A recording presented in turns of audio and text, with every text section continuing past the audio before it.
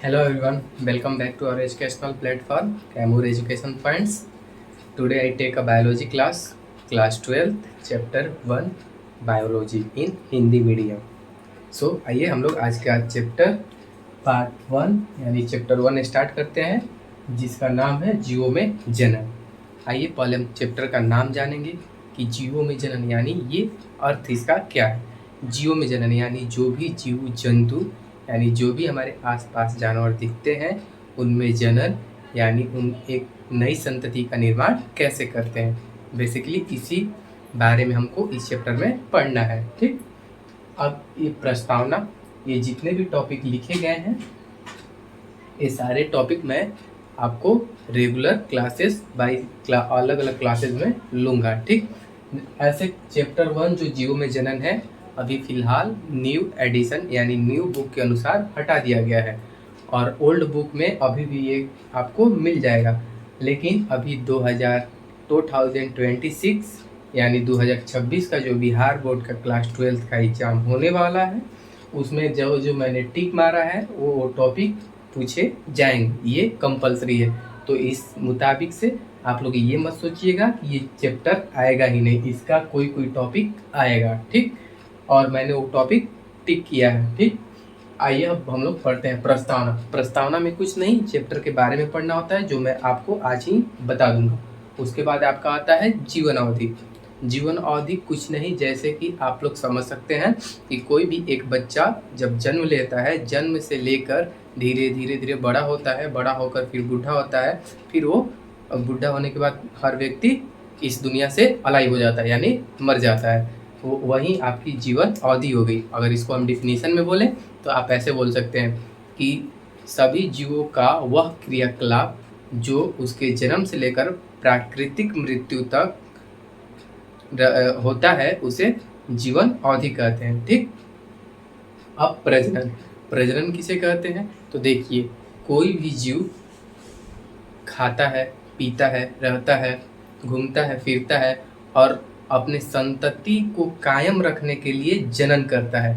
यानी मान लीजिए अगर कोई गाय है, अगर जनन ना करे तो उस गाय की संतति वहीं पे समाप्त हो जाएगी और उसके नई पीढ़ी का आरंभ नहीं होगा. इसलिए कोई भी जानवर अपने नई पीढ़ी का आरंभ करने के लिए, मतलब नई पीढ़ी को लाने के लिए संतति मतलब जनन करते हैं. ठीक, अब प्रजनन जो है वो दो प्रकार के हैं. देखिए, जनन और प्रजनन में थोड़ा सा डिफरेंस है.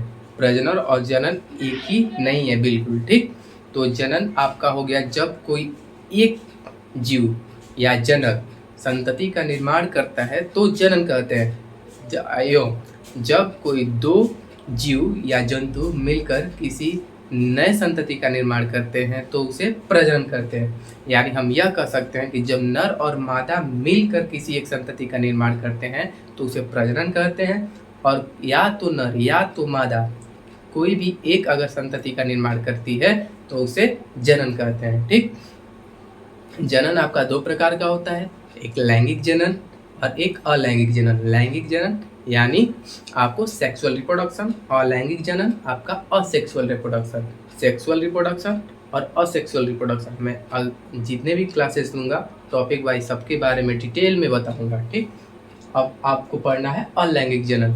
अलैंगिक जनन आप उसे कह सकते हैं जब कोई नर या मादा सेल्फ यानी खुद से अपने आप ही नई संतति का निर्माण कर दे, बिना किसी नर जनक की सहायता से अपने आप संतति का निर्माण कर दे, उसे अलैंगिक जनन कह सकते हैं. यानी सिंपली हम ये बोल सकते हैं कि वैसा जनन जिसमें किसी एक जनक भाग ले उसे अलैंगिक जनन कहते हैं. ठीक, अब आपका आ गया अलैंगिक जनन के गुण. अब अलैंगिक जनन के तो गुण, जनन हो गया तो जनन जब हुआ तो इसके क्या गुण हैं जो कि मतलब ये हमारे लिए फ़ायदेमंद है.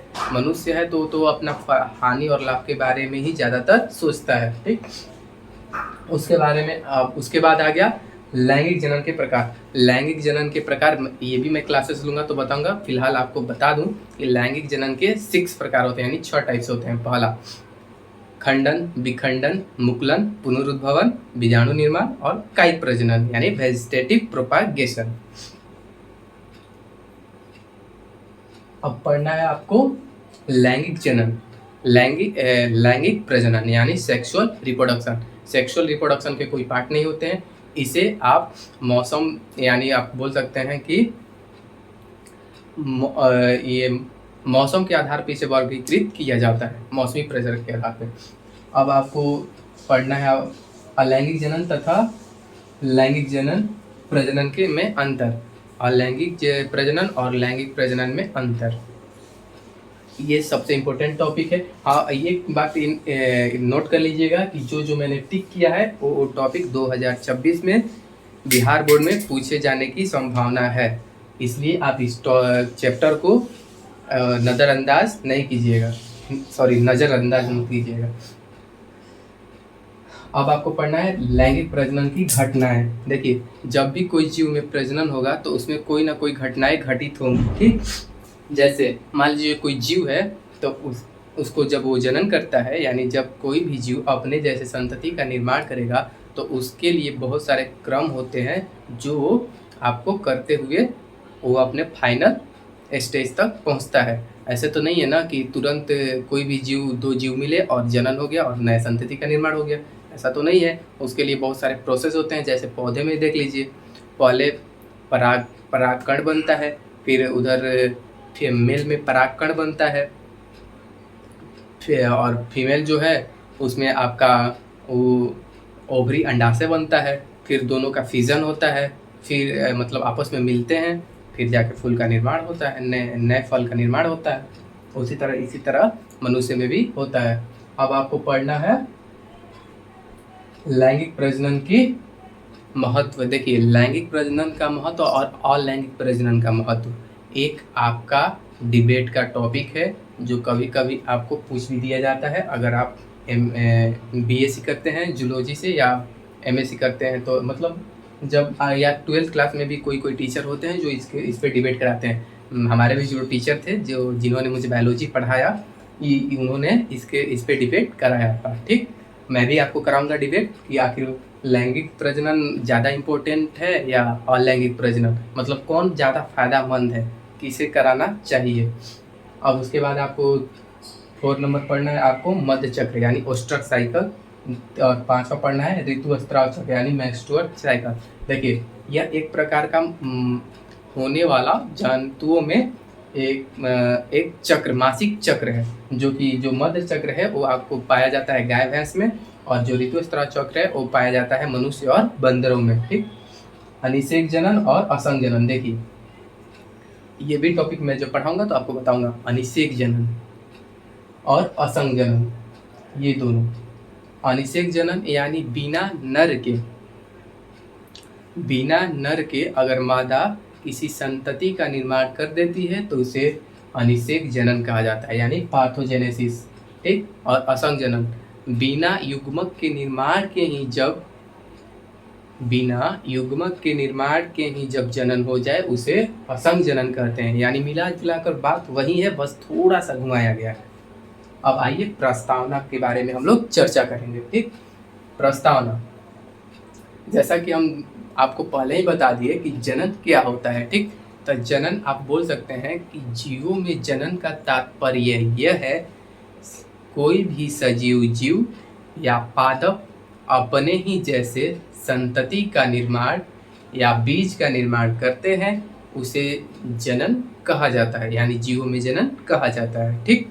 अब हम लोग बात करेंगे कि जब संतति का जनन हुआ तो पहली बार संतति का जनन कब हुआ होगा। ये ख्याल बहुत सारे स्टूडेंट के मन में आता है कि आखिर तो हम तो जान गए कि जनन इस तरह होता है, लेकिन पहली बार संतति का जनन कब हुआ होगा, यानी पहली बार जो जंतु आए होंगे उन्होंने जनन पहली बार कब किया होगा तो 4200 मिलियन पूर्व, यानी हम लोग के दादा परदादा, यानी उस समय समझिए कि इंसान ही नहीं था, उस समय बड़े बड़े जीवधारियों का यहाँ पर पृथ्वी पर वर्चस्व था।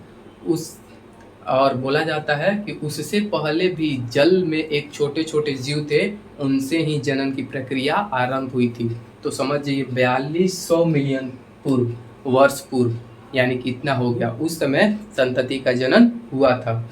और उसके बाद उस समय तो मान लीजिए संतति बहुत ही कम थी, यानी प्रजातियां बहुत ही कम थी जब पहली बार। अब मान लीजिए पहली बार कोई भी गाड़ी शोरूम से निकलती है तब पहले उसको दिखाने के लिए 100 पीस में 40-50 पीस निकाला जाता है, उससे अधिक तो निकाला नहीं जाता। और जब वो गाड़ी सेल होने लगती है मार्केट में तब अधिक से अधिक वो गाड़ियाँ बनने लगती हैं। ठीक उसी प्रकार जब संतति का निर्माण हुआ उस समय बहुत सारे संतति नहीं थी, लेकिन अभी फिलहाल हमारे पूरे विश्व में 3 करोड़ प्रजातियां मौजूद हैं। यानी 3 करोड़ संतति वर्तमान में हमारे यहाँ जीव मौजूद हैं। ठीक,